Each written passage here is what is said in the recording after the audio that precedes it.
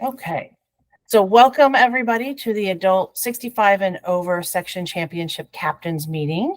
Very much like to thank you guys for being captains and doing what you need to do to get teams together and get them organized and get matches in and everything. We know that it's really, it can be rewarding, but it can also be extremely challenging at times. And we do appreciate it.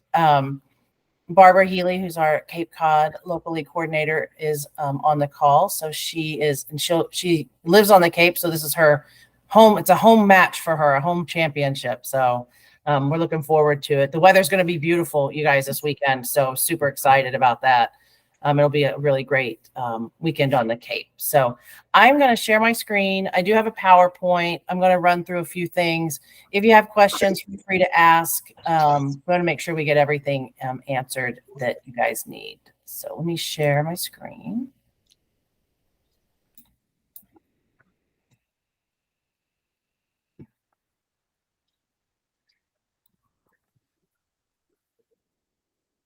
Okay, can you guys all see the screen there, the blue?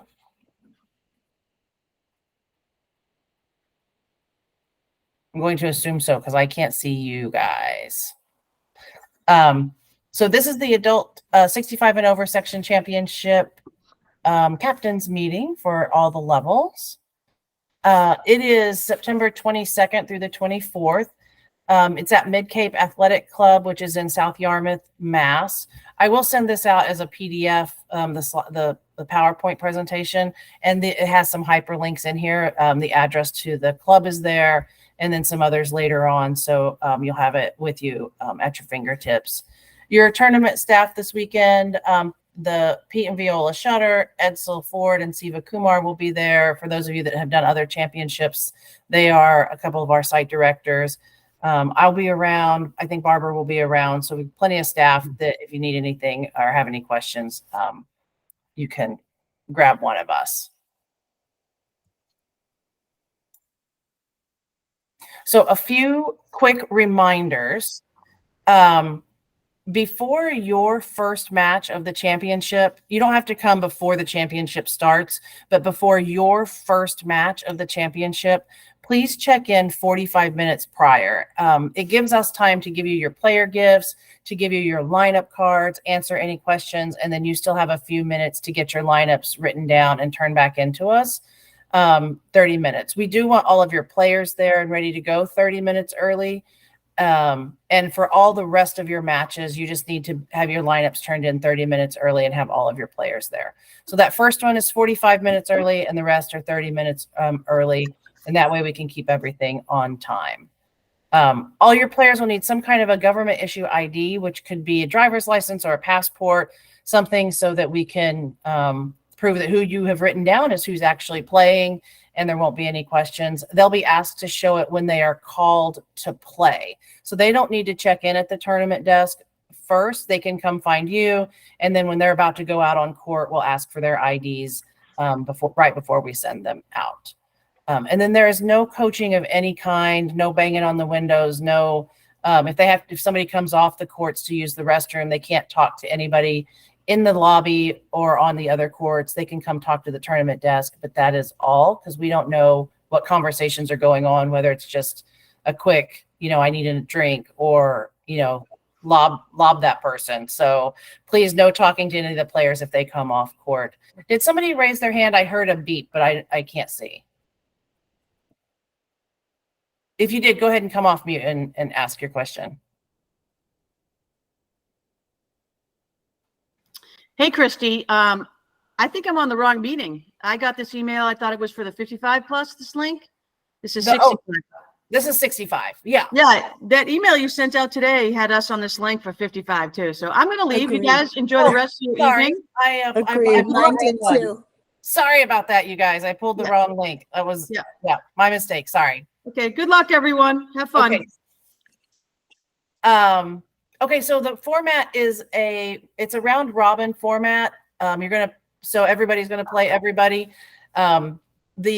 We're playing 2 out of 3 regular sets with a 10-point Komen tiebreak. If you split sets, there is no time limit. So just know if in your regular local leagues you do have time limits, that those are not were not timed during the championship. So you're going to play until you're done. A 7-point Komen tiebreak if individual sets reach 6 all. Switch on the odd games. There's no rest after game 1. And then we ask that your 10-minute warm-up includes your serve so that we can keep everything on time. It just helps us move things along. When your players are done, just let them know that they need to, somebody from both teams needs to come and report their scores. And then somebody from each team needs to initial that those scores are correct, because once the scorecard is filled out, we're going to ask you guys as captains to come and you're going to verify the scores again and sign the scorecards. And once the score, we will put them into Tennis Link. So just remind your players that somebody from each team needs to come up to the desk and initial report scores and initial. Just a few reminders about sportsmanship. We are, this is recreational sports, recreational tennis. So we want to make sure that everybody's on their best behavior. The site directors and staff act as officials for the purposes of the championships, but there will not be anybody on courts roving. If for some reason any of your players have any issues that take more than 45 seconds, I'm talking less than a minute to really fix, whether it's a disagreement about score, whatever it happens to be, somebody from the court needs to leave their racket on the court and come get somebody at the tournament desk. We don't want any disputes to go much longer than 45 seconds. We don't want anything to escalate, and we can really assist you. That's what we're there for, is to help the championship run smoothly, and we want to make sure that on-court things are taken care of as well. I have a question. Sure. This is Barbara Penn. I noticed in the handout that came with the email that you talked about for the tiebreak, a Komen. If the 4 people on the court agree that they don't have to do it because it's going to be indoors, is that okay? Or do we have to do the Komen for a tiebreak? We have to do the Komen for a tiebreak during championships. That's per regulations. Okay.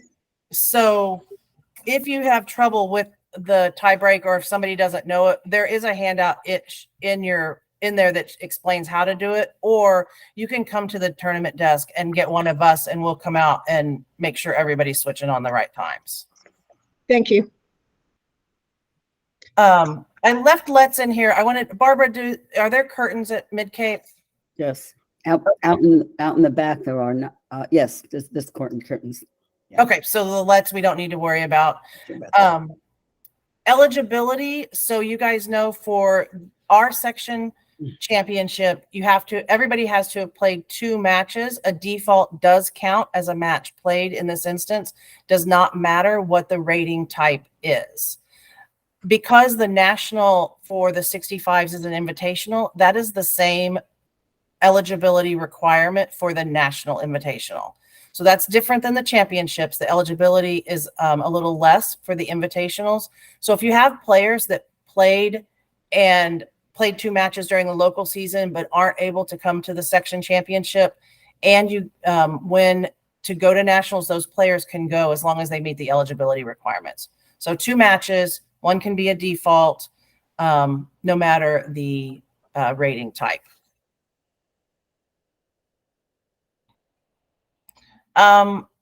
This one, I keep this slide in here, the national suspension point system. If somebody gets a code violation or grievance filed against them after the fact, or we had an instance in one of the championships this year where somebody slammed a racket down and it came back up and hit somebody else and cut the person on the forehead.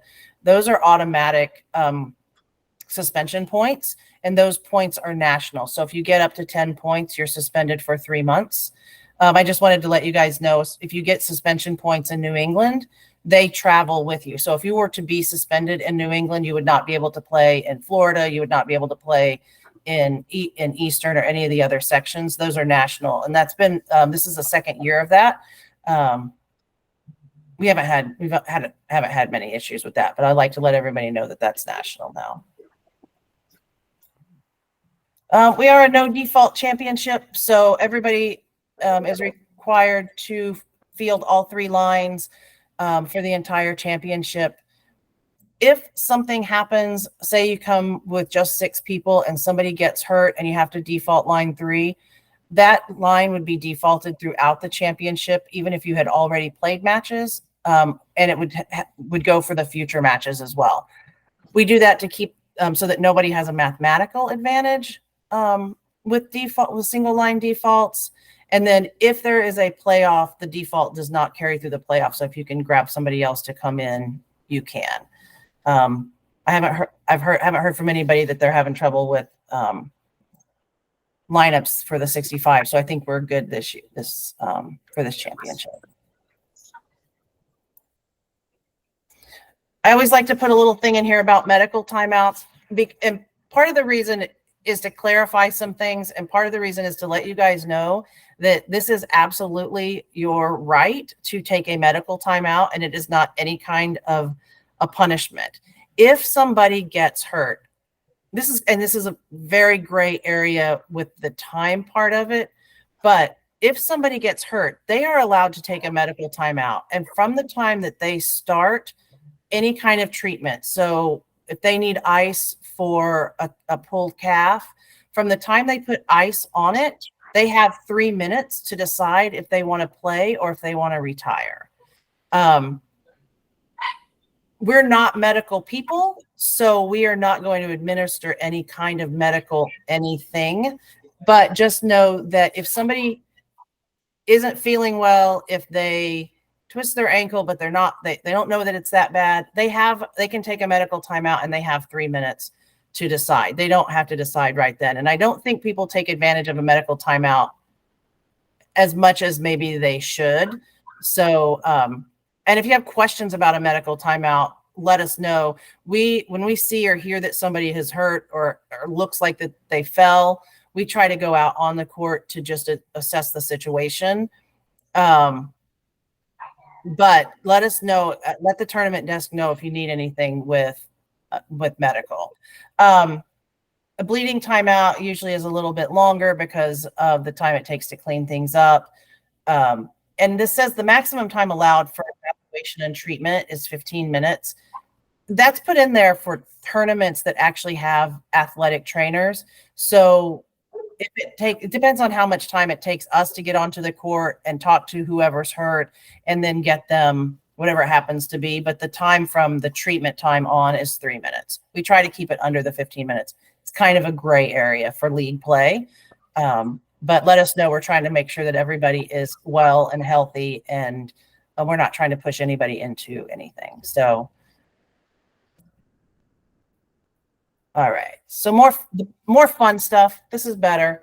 If you have any fun photos, you can send them directly to USTA New England's Instagram via direct message, or you can put them in this photo. This is a hyperlink to a Google Drive that is open for anybody. So feel free to share it with your players.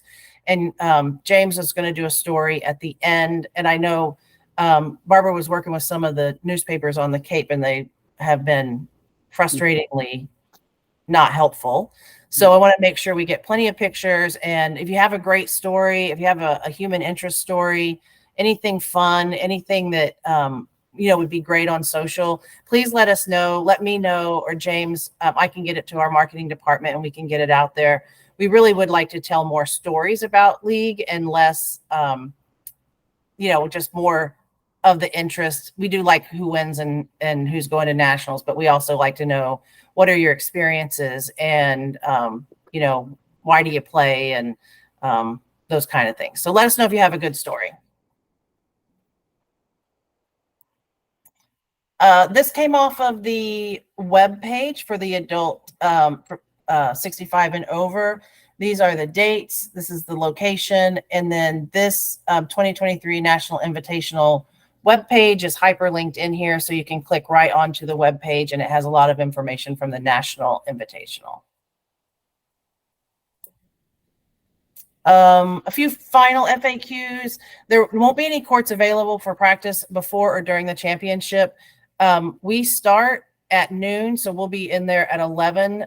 There are not enough courts for people to practice at all, for everybody to practice. So we are asking that you don't reserve courts to practice on Friday. And then we're starting at 8 or 9. I can't remember exactly the time on Saturday. I don't have it in front of me, on Saturday and Sunday. So please don't ask to come in early. If we had enough courts for everybody to practice, that would be one thing, but we don't.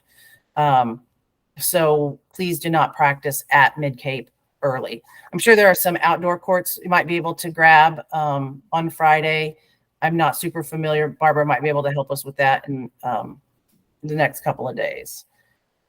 Masks are optional on and off the court. Please be respectful of people who would like to wear a mask and people who do not like to wear a mask. We've had a few people who wanted to wear masks, so just know that that is still an option. Please bring plenty of water and snacks with you. Clear liquid drinks only on the court. We've had some things spilled that have stained courts in the past, and the club owners have asked us not to do that. So no coffee, no red Gatorade, nothing like that. So clear liquids only. And if you have snacks in your bag, please make sure that you take all of the trash out with you. And then we'll come back to questions real quick because I want to be able to see you guys when we answer questions. So these will be hyperlinks. We have a Facebook page for the captains. We have a brand new hub that's not championships only, but it does have championship information. So we're really excited about that. It has all the local league timelines. It has a lot of fun stuff on there. It's a one-stop shop for you guys. We're trying to make the captaining experience a little easier and a little bit better. So if you have suggestions for the hub, if you go on it, let us know because we're trying to improve it as we go. The important documents, that's the show pad link that has the regulations and the schedules and everything else. That's a live link. So if anything were to change, it would be changed in that link and it would be updated all the time. Then we have an online store. If you need some gear, want some gear, and 10% of the proceeds from the online store go to the New England Tennis and Education Foundation, which goes to help with a lot of underserved populations, but they also have done some great work. When Vermont had the floods, they did a fundraiser for some of the areas that were impacted.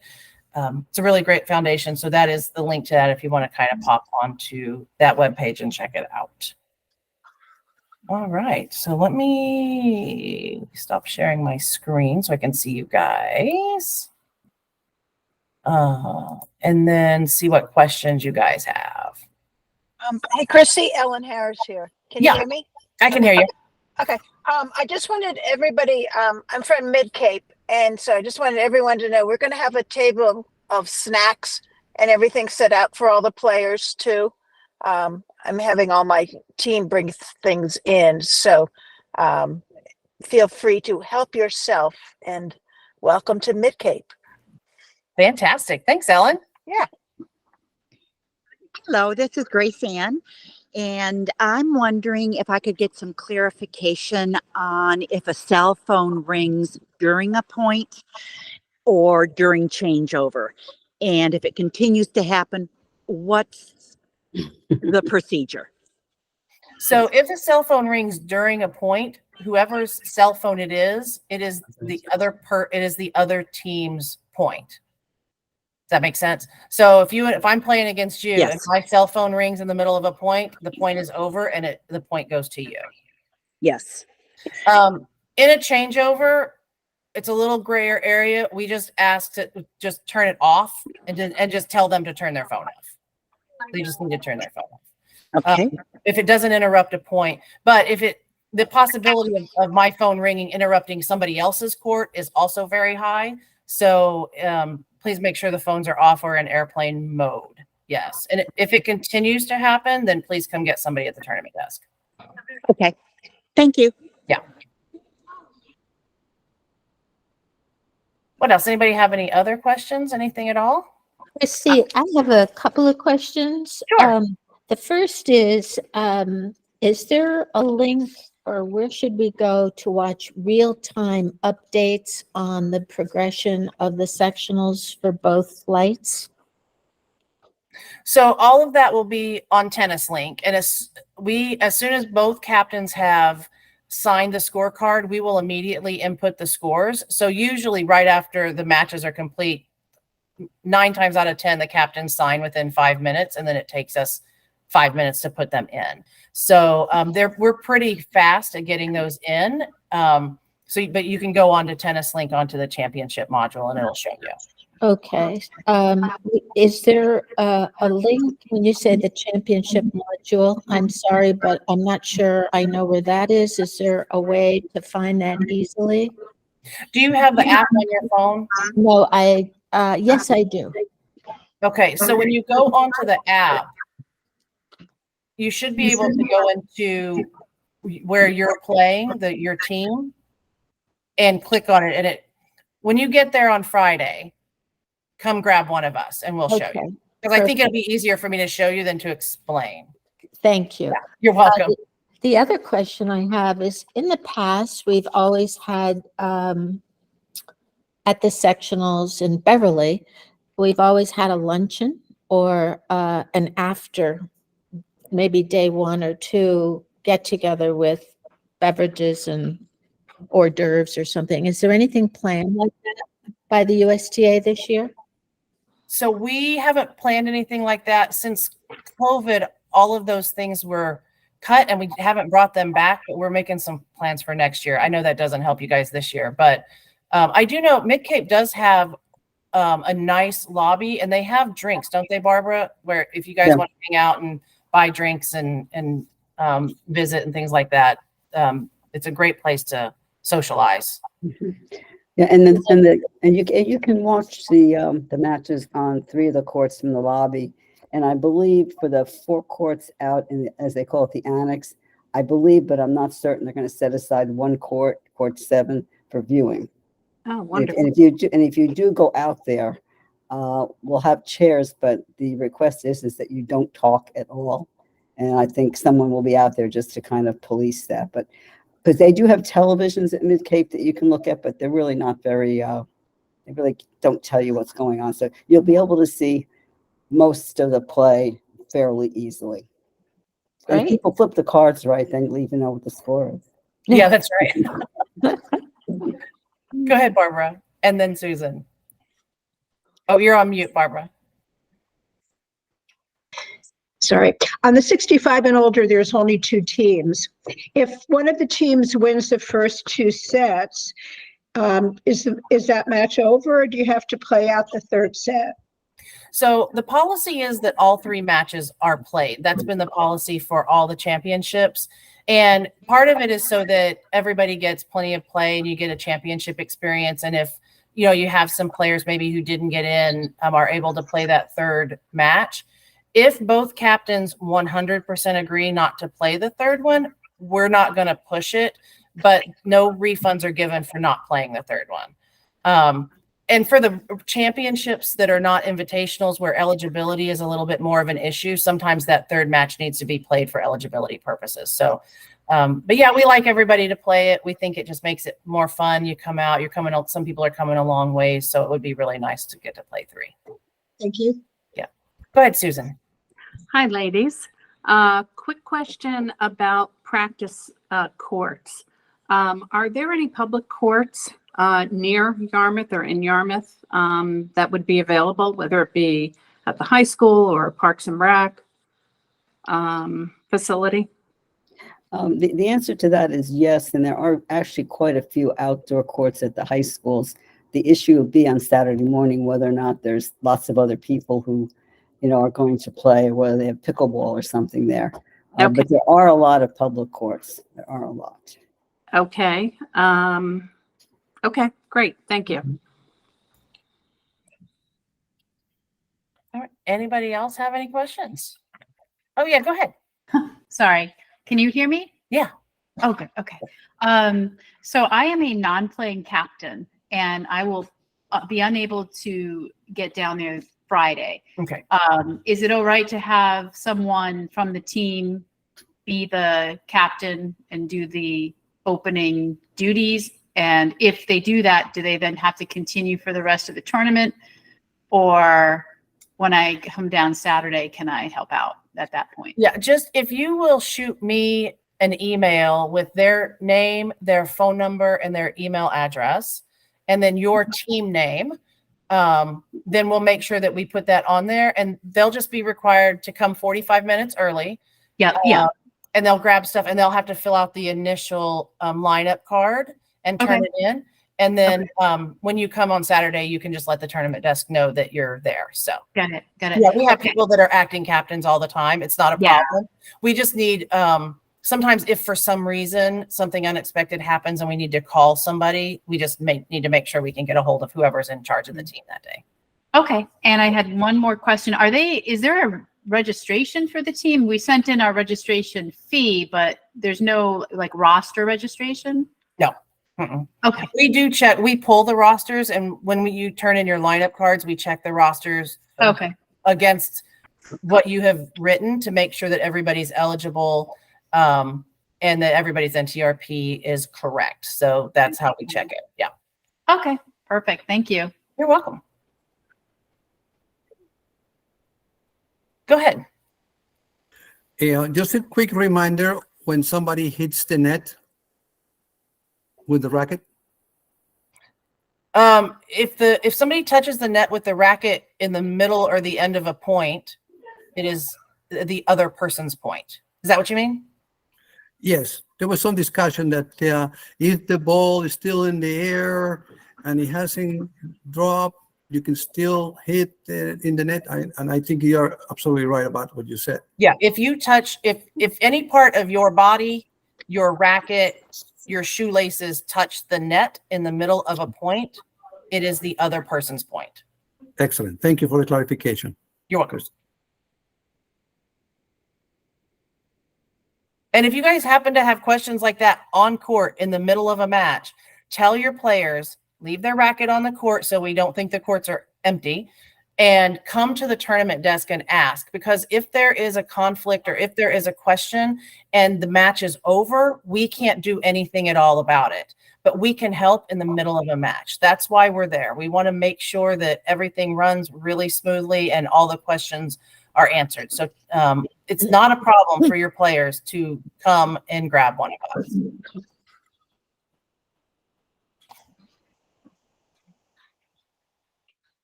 All right. Any other questions? All right. Well, if you guys think of anything, shoot us an email, send us a text, let us know, and we will see a lot of you on Friday, and everybody else on Saturday. So it's going to be a great weekend. Bring your bikes, come ride your bikes at the Cape. It's very lovely down here. So yeah, we're looking forward to being out this weekend, and we can't wait to see you guys. It is Chrissy, Bennett, what is your email? BENNETT at New England, all spelled out, .usta.com. Thank you. You're welcome. Thank you, You're Christy. welcome. Thank you, Christy, Thanks, very much. everybody. Thanks, Christy. Bye. See you guys this weekend. See you later. See you Bye. later. Bye. Good night. Christy, I have a quick